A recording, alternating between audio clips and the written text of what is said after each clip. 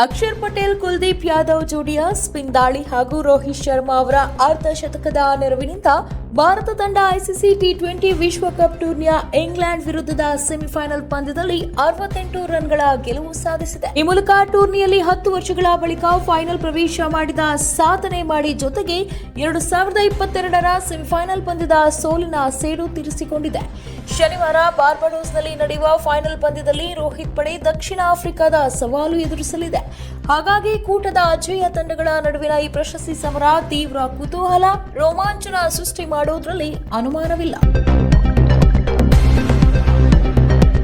ಇಲ್ಲಿನ Providence cricket ಸ್ಟೇಡಿಯಂನಲ್ಲಿ ನಡೆದ ಈ ಪಂದ್ಯದಲ್ಲಿ ಟಾಸ್ ಸೋತು ಬ್ಯಾಟಿಂಗಿಗೆ ಇಳಿಸಲ್ಪಟ್ಟ ಭಾರತ ರೋಹಿತ್ ಶರ್ಮಾ ಅವರ ಅರ್ಧ ಶತಕದ ನೆರವಿನಿಂದ ನಿಗದಿತ 20 ಓವರ್ಗಳಲ್ಲಿ 7 ವಿಕೆಟ್ಗೆ 171 ರನ್ ಬಾರಿಸಿ ಸವಾಲೊಡ್ಡಿತ್ತು.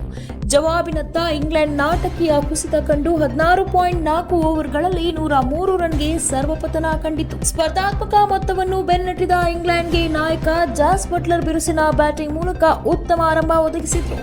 ಒಂದು ಹಂತದಲ್ಲಿ ಅವರ ಬ್ಯಾಟಿಂಗ್ ನೋಡುವಾಗ 2022ರ ಟಿ20 ವಿಶ್ವಕಪ್ ಸೆಮಿಫೈನಲ್ ಪಂದ್ಯವೊಮ್ಮೆ ಕಣ್ಣ ಮುಂದೆ ಬಂದಿತ್ತು.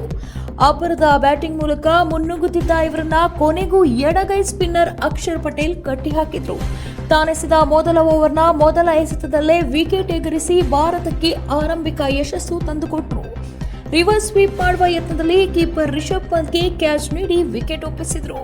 ಬಟ್ಲರ್ 4 ಬೌಂಡರಿ ನೆರವಿನಿಂದ 23 ರನ್ ಬಾರಿಸಿದ್ರು.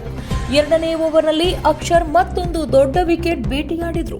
ಅಪಾಯಕಾರಿ ಬ್ಯಾಟರ್ ಜಾನಿ ಬೆಸ್ಟೋ ಅವರನ್ನ ಖಾತೆ ತೆರೆಯುವ ಮುನ್ನವೇ ಪೆವಿಲಿಯನ್ಗೆ ಅಟ್ಟಿದ್ರು.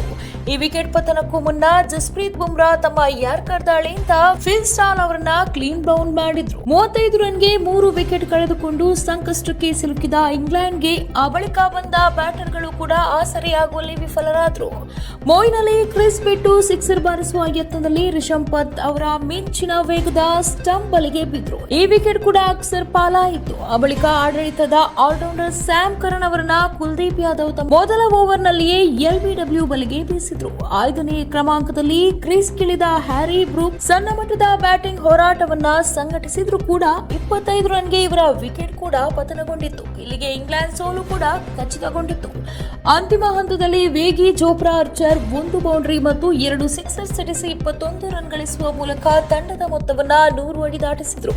ಭಾರತ ಪರ ಕುಲ್ದೀಪ್ ಯಾದವ್ ಮತ್ತು ಅಕ್ಷರ್ ಪಟೇಲ್ ತಲಾ 3 ವಿಕೆಟ್ ಕಿತ್ತರೆ ಜಸ್ಪ್ರೀತ್ ಬುಮ್ರಾ 2 ವಿಕೆಟ್ ಉರುಳಿಸಿದ್ರು. ಸೇಡು ತೀರಿಸಿಕೊಂಡ ಭಾರತ ಈ ಪಂದ್ಯವನ್ನ ಗೆಲ್ಲುವ ಮೂಲಕ ಭಾರತ 2022ರ ಟಿ20 ವಿಶ್ವಕಪ್ ಸೆಮಿಫೈನಲ್ ಸೋಲಿನ ಸೇಡನ್ನು ತೀರಿಸಿಕೊಂಡಿತ್ತು.